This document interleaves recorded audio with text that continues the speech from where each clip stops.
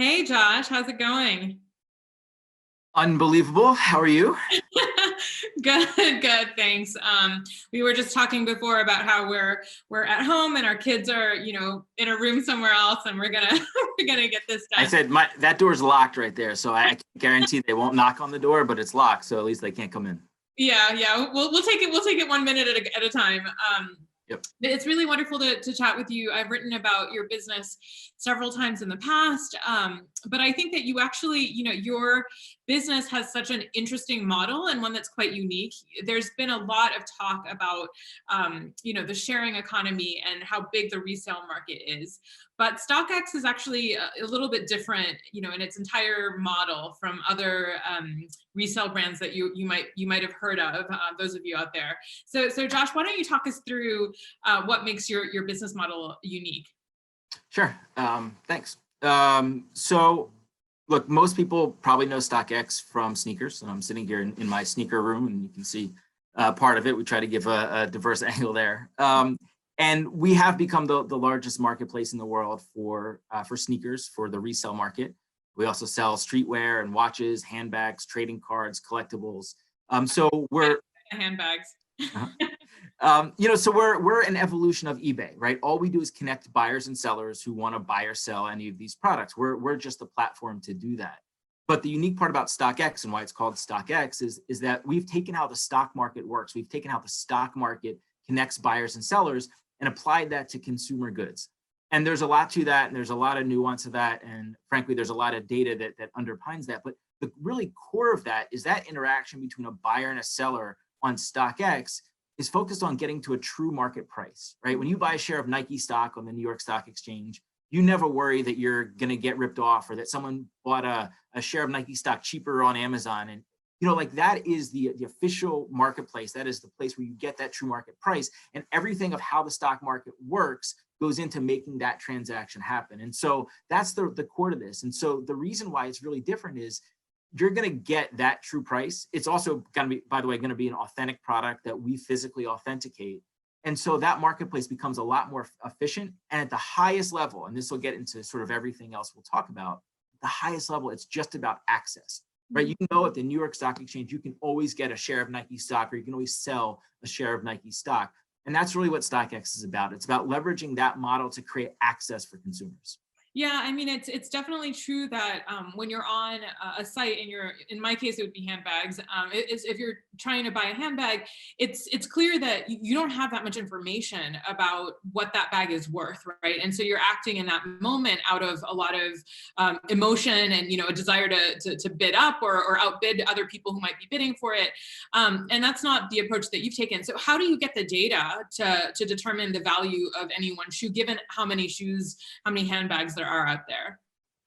Yeah, the only way to have true data is to essentially create it yourself. And so in the beginning, we didn't have great data because we were small and we were just building up the liquidity and just building up the size of the business. But today, we'll process anywhere from 10, 15, 20,000 items a day that'll go through StockX. So there's a lot of liquidity on that marketplace. And so the data come from within that we create that. If you think about, the actual stock market, there's essentially infinite liquidity, right? They'll never be sold out of a share of Nike stock. And the more liquidity there is, the better the pricing becomes, the more efficient it is, the more accessible everything is. And that's really core to the whole thing. So the short answer is that it's all created. Everything is a function of something that was either bought or sold on StockX, or somebody has placed a bid, or they're trying to sell it. So it's all internal.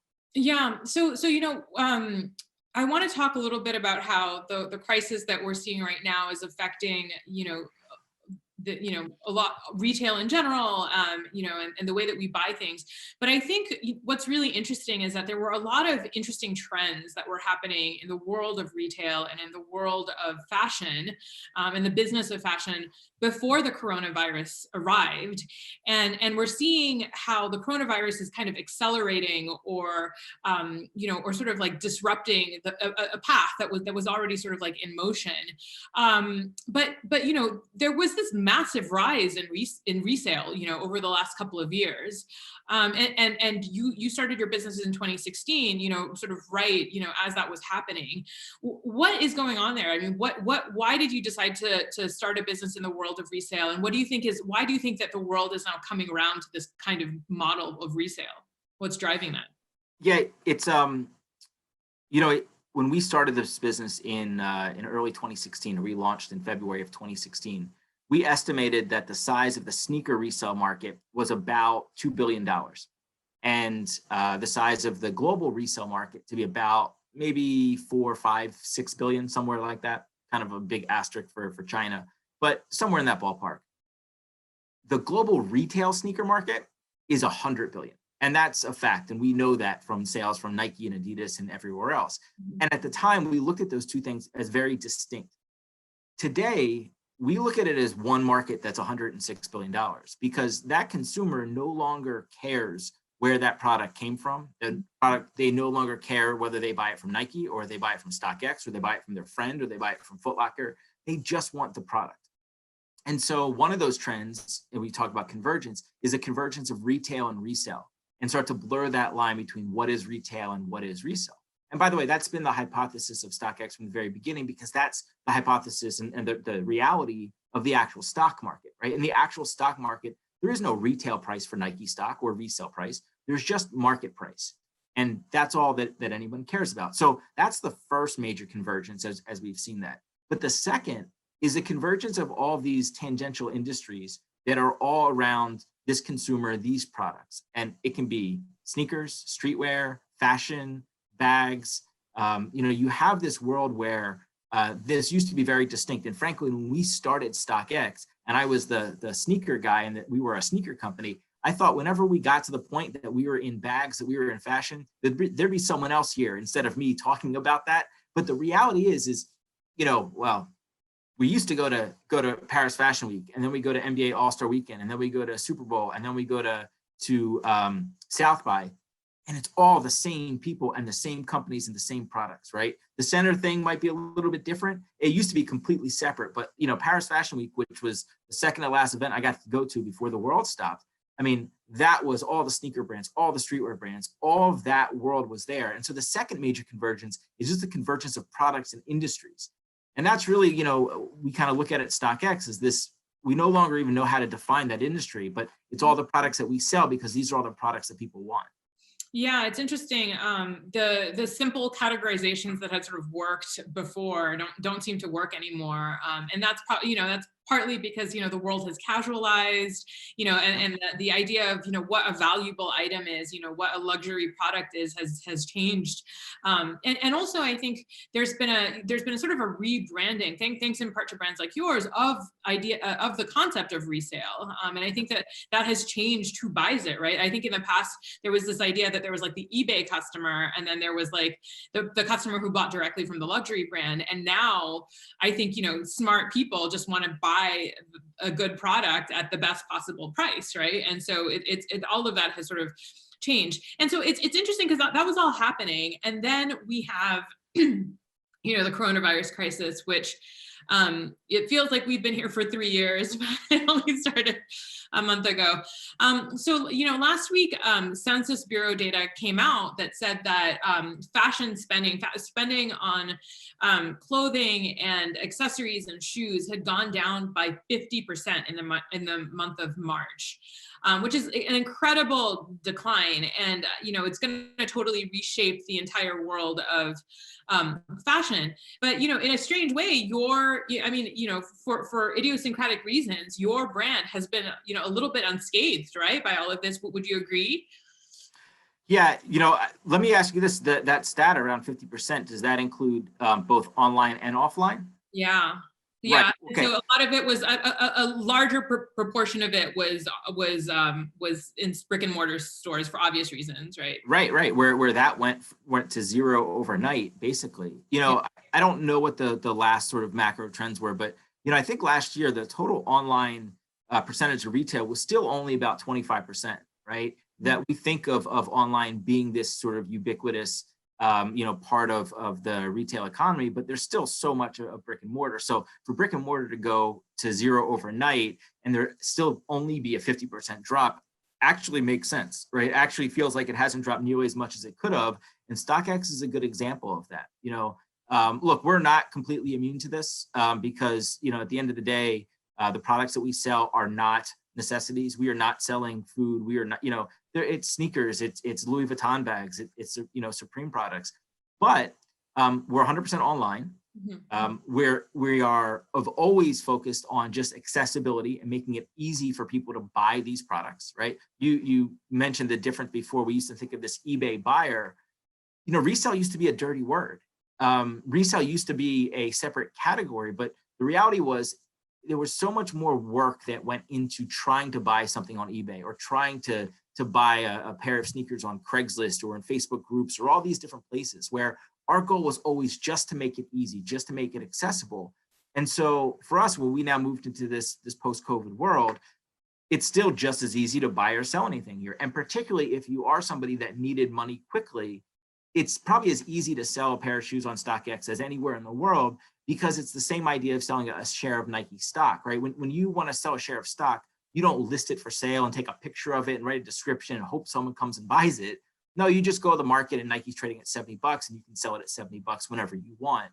So because it's that easy to sell products on StockX, I think that in the beginning was probably a lot of those sellers who decided that they needed money quickly. And that could be, and then you move into those consumers that are at home that want these products that are now as accessible and to make it easy to do that. So look, we're very fortunate to be in that very unique place within the, not only retail, but obviously the luxury market.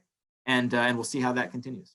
Yeah, I mean, it's so interesting that, nobody could have predicted this crisis, and also the way that it's playing out is affecting brands in these very, idiosyncratic ways, right? Like the travel industry has been really affected by it. But then like if you were making like loungewear, you're golden right now. But I do think that it's really, I think that one thing that's really interesting though, is that, you made a very deliberate choice to build your business online and to make, and to sort of like invest heavily in the online infrastructure. And that was already happening. I mean, there was already this idea that brick and mortar was going to go through some sort of really profound change. And in some ways, I think that this crisis is just going to, accelerate that process, right? And so, yeah, I mean, so at this point, the concept of like just doing everything online, it's sort of like your concept is being proven out right now. Well, and sorry to cut you off, but that point is exactly right. Not only has the core concept been proven out, but what we think the future of StockX is now starting to play out in real time, which is actually working directly with the brands. Right. So, to date, we are a secondary market, right? We're connecting buyers and sellers. We're, an evolution of eBay. But the real business is ultimately allowing brands to sell products directly on StockX, for StockX to be a direct consumer tool where we literally call it an IPO, an initial product offering, where brands release products directly into the market, not at a retail price, but let the market set the price. At the end of last year, we actually did a couple of big ones. We did one with Adidas. We did one with Topps, the baseball card company. And for us, we'll start our IPO calendar again, actually in a couple of weeks.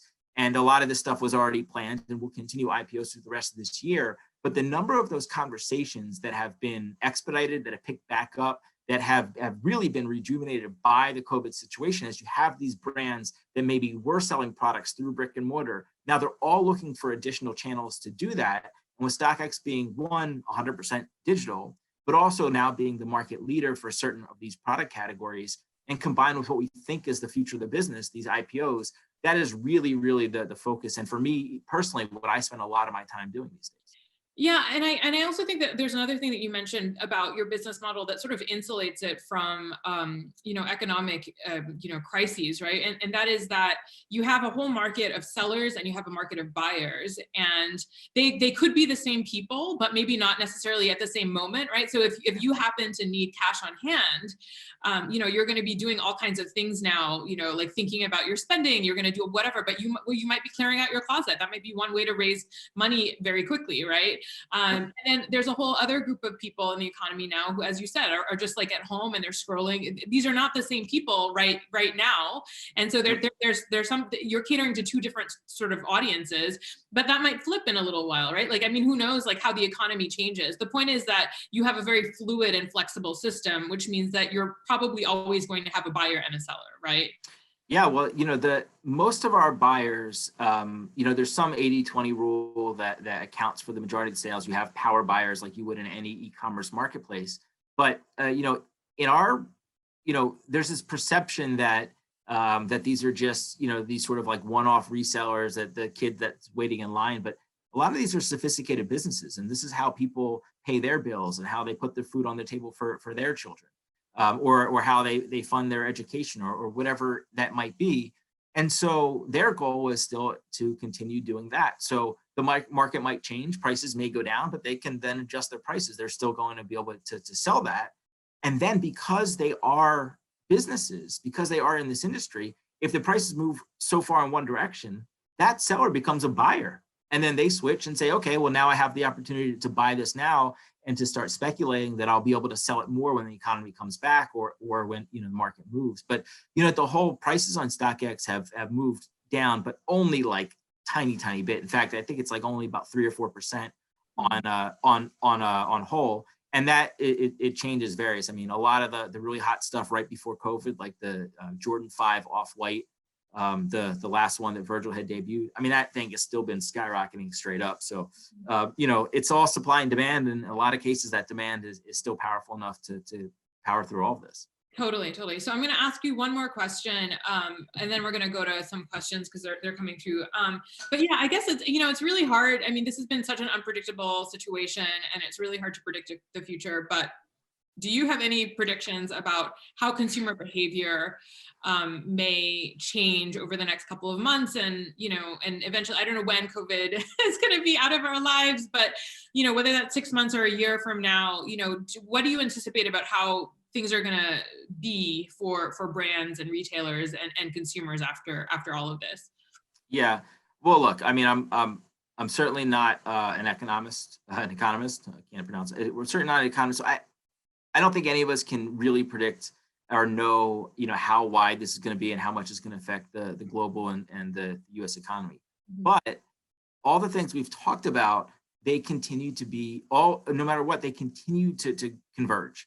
And like, that's the trend that continues to happen. There's just no way, even when we go back to work, even when we open up the stores, people are still going to spend less time in stores than they did before, right? People are still going to spend less time out than they did before. And so I think all the trends we talked about, convergence of retail and resale, convergence of different brands, and again, what I sort of started with is at the highest level, StockX is just about access. Mm-hmm. And, ultimately, like, that's all the consumer wants is they just want the product that they want, and the rest of it starts to become secondary. Mm-hmm, mm-hmm. Yeah, so I'm gonna flip over to some questions because they've been coming in. A couple of these are just personal. They're about how we're dealing with all of this. So there's one that's for both of us, and that is, how are you handling the situation, and then also being parents, which both of us are. Josh has 2 kids. I have one downstairs. I hope she's still there. And also doing our jobs. And what I would say for me is that I've been very tired. I've been trying to like go at it and do my job really well, but I think that there's a lot of sort of like psychic, wearing out just from like hearing about everything. And so I've just been getting a lot of rest, and I think that that's been really helping me. How about you, Josh? Before this, I used to travel probably 50 to 75% of the time. And so on one hand, it's nice to see my kids every single day. Mm-hmm. I feel though that because there's less delineation between work and off work, that I probably work more. And so sometimes I feel like maybe I don't see them enough. They're probably watching this in the other room, which is probably, I think, some sort of microcosm of the whole thing. But at least I get to see them every single day, which is pretty great. And there used to be, days, sometimes weeks at a time when I was traveling that I didn't get to do that. So that's pretty great. Yeah, it's like the little blessings in the middle of all of this. So there's another question about communications and how, how to adapt to everything. I know as a journalist, I've had to change my focus a lot. I think that people right now are very, very focused on trying to figure out, what's going on with the crisis. They just people want information. But I'm also very aware that, things are moving very quickly, and that, next week, this might normalize and people might be interested in other forms of information. And so for me as a journalist, it's been about just kind of being proactive and thinking about what, sort of sensing the mood. What about you? I mean, how do you talk about, this is not like, this is not, like, this is a difficult question because, like, you're a business, and yet do you address the COVID issue, or do you not, right, with your customers? Yeah, no, well, we absolutely do. I will say this is just the only answer to this for us is the fact that we have just an unbelievable team. At StockX, there's I forget the exact number, but I think we have over 1,000 team members now, and to have really a phenomenal leadership team, and to have a that we can divide and conquer and figure that out, right? We have a phenomenal communications and PR team that can help figure out, how to get the messages that we need to get to our not only to our customers, but our team members all around the world. I mean, we have 6 authentication centers that that are all around the world, and so that, I mean, communication is super key. But we're also so fortunate to live in an environment where we can all be online and have that. Can you imagine if this had been, I think we're all been watching the Last Dance and the Bulls documentary about what life was like in 1997, and just the differences between if we had to go through something like this then. Yeah, I mean, yeah, you can have a pretty full life at home. In fact, it might be a bit too full with all the Zoom meetings Yeah, we have. yeah. But yeah, I mean, I guess I think with the communications thing, I think it's really about being quick on your feet and pivoting quickly. But that also applies to business in general. So are there ways that you might be pivoting based on the current conditions, or what you're predicting things might happen in the future? Well, you brought up earlier around just funding and businesses that have to work through this environment and the economic environment. So for us, I wouldn't call it as a pivot as much as it's just a focus, right? Is the whole team has to get just laser focused on the things that are most important, that are most impactful for the business, and to make sure that look, the business is good now, but there's no guarantee of any of this. Everything is up in the air, and just to stay focused on the things that we do well and to not get distracted by a lot of the other things.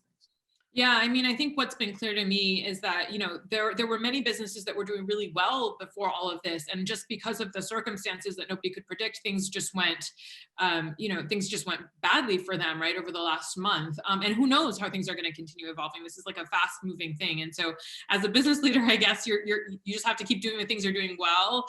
And then, be flexible and get ready to pivot should things evolve. Like right now, we're doing this event digitally. That's pivoting, right? Yeah, and then I guess the other question that a lot of people have has to do with this question of retail. I know that you've built your business primarily online, but you have been aware of how retail. There was the retail apocalypse with lots of brick and mortar stores closing, but then there was this kind of emergence of immersive experiences. Like retail was going through an evolution. Do you have a view on that, and do you have a sense of, like, do you think that that's going to come back eventually when we come back to normal life? Well, what's interesting is, we are 100% digital online company, but we have 2 physical brick and mortar, I hesitate to even call them stores, locations. One is in New York, in Soho, and the other is in London. And for us, those are they are experience-driven locations. They are for sellers to drop off products they've already sold. They are for for customer service. We don't sell anything in those stores. Yes, obviously retail has changed. Yes, the percentage of businesses that are based primarily 100% on retail has changed, but real estate was not changing. Let's just talk pre-COVID. Like, real estate was still there. These stores were still there. And so if you're a brand that can leverage these brick and mortar locations and the physical world in order to help your brand that is a much different situation and a much different ROI looking on whether you should have a location than if you have to rely on 100% of sales coming from that brick and mortar location Right. and compete against online. It has to be an and, it can't be an either or. And I honestly think that, we're all psychologically in this period where we feel so, so constrained and so stuck. And I think that as soon as it's safe for us to go out, like say they make a vaccine, I think that there's probably going to be a massive bounce back where we're probably going to want to go out more than we were before. And we're going to be looking for any place that we can find community, right? And so in that case, brands are going to have, they're going to have to go back to that playbook of like making their stores a place of, interaction and community. Would you agree? Or at least socially distant interaction or whatever it looks like, right? When we're 6 feet apart. And that I do agree. Look, I think all of us are frankly just excited to even think about that, these days, which is not always possible. And from a planning standpoint, I mean, we're certainly not planning right now. What does that experience look like at that New York StockX location yet? But frankly, we're pretty excited to get to that point when we can. Right now, it's how do we move from work from home back into offices? How do we plan that transition? When does that happen? But yeah, eventually it's absolutely the stores as well. Well, I cannot wait. I can't wait for us to be able to travel again. And then I can't wait to visit your Soho store and check out all of your great kicks. And hopefully you'll have a couple of handbags there for me too. That would be great. Done. Promise.